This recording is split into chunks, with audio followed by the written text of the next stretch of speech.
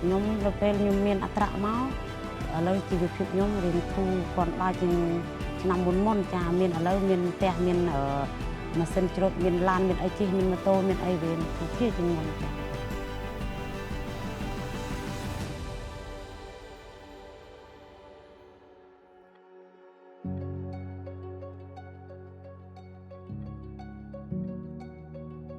អាចឈ្មោះខំសិតមុំ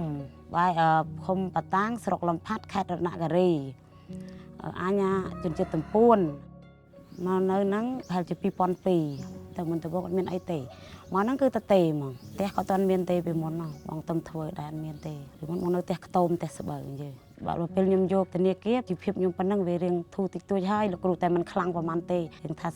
30-40% ចុះពីមុនវាលំបាកខ្លាំងលំបាកនិយាយទៅលំបាកខ្លាំងមិនមែនថាលំបាកតិចតួចខ្លាំងហ្មងប្រហែលជា2013ដូចថាដាក់ធ្វើស្រូវធ្វើអីបានផលកម្រៃតិចតួចក៏ចាប់ផ្ដើមទិញម៉ាស៊ីនបោកស្រូវនេះប្រហែលជា4លានបានមកពីស្រូវចកាយើងមកមុនដំបូងខ្ញុំទិញដីខ្ញុំចង់ទិញដីចកាខ្ញុំចង់ដាក់ចិនទីអីដូចគេអញ្ចឹងយើងក៏ខ្ចីគេហ្នឹង$1000ឬទិញដីចកាវឹកហ្នឹងដីរៀងថោកយើងទិញបានប្រហែលជា4ហាត់ទៅពេលក្រោយមកទៀតប្តីក៏ចង់បានគោយន្តខាងស្រែចកាត្រូវការគោយន្តជួលដីរាស់ដីឈ្នួលគេតិចតួចដែរដូចតែយើងអ្នកចកាអញ្ចឹងបងប្អូនអ្នកស្រុកអ្នកភូមិយើងគេត្រូវការបញ្ជួត្រូវការរាស់ក៏ប្តីអាចរកបានតិចតួចដែរអញ្ចឹងក៏ដូចតែគោយន្តមហាត់150000 200000អីទៅបញ្ជួទាំងរាស់យើងឧទាហរណ៍សល់ពីប្រេងអីបានតែ100000អីយើងទៅបើបឹកគោយន្តចាពេលក្រោយមកទៀតទង7-8ឆ្នាំដែរបានខ្ញុំហ៊ានយកទិញអត្រៈទិញអីនៅភូមិហ្នឹងវាអត់សូវសម្បូរអត្រៈទេតែដីយើងវាច្រើនដីចកាដីស្រែដែរហើយយើងមានអត្រៈយើងបានដាំសណ្ដែកដាំស្រូវទៀតចកាក៏បានបញ្ជួស្រែក៏បានបញ្ជួវាបានច្រើនអត្រៈខ្ញុំអត់មានលុយទេតែខ្ញុំខ្ចីគេទាំងអស់អញ្ចឹងលើអត្រៈខ្ញុំអត់មានលុយផ្ទះទេ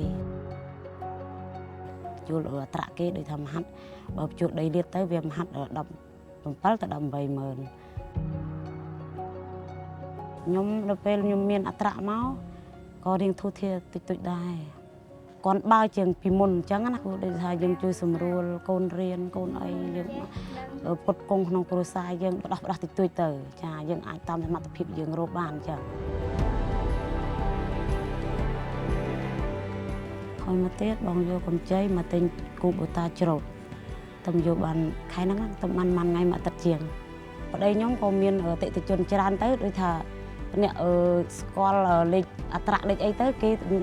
គេចង់បានម៉ាស៊ីនច្រូតអីចឹងទៅគេរកថងជាបើមានម៉ាស៊ីនច្រូតទៀតប្រហែលជាល្អភូមិយើងឯងមានអត្រៈហើយក៏មិនទិញម៉ាស៊ីនច្រូតទៀតទៅមានអ្នកជំរុញចឹងទៀតរកច្រើននិយាយទៅអត្រៈក៏ឲ្យតែខែរកដឹងរកច្រើន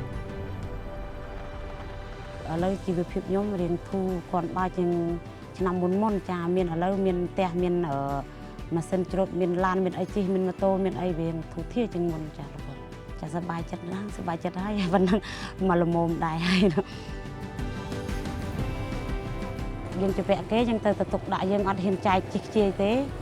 យើងទុកយើងសំទាំងប្តីទាំងប្រពន្ធចាយអីឲ្យចំគោលដៅខ្ញុំអត់ហ៊ានជិះខ្ជាយទេអូនដូចថាតិចតួចសម្រាប់គ្រួសារយើងហូបប៉ុណ្ណាយើងមានរោប៉ុណ្ណាយើងហូបប៉ុណ្ណឹងអត់ហ៊ានចាយលឹះល្បឿនយើងទេព្រោះយើងពាក់គេសងគេមុនមិនហ៊ានចាយតិចក្រោយខ្ញុំយកធនាគារប្រកាសទៀតយើងអាចរស់ស៊ីធូរធារបានបើយើងចេះទុកដាក់សំបើយើងយកលុយគេហើយយើងទិញរបស់ឲ្យចំគោលការណ៍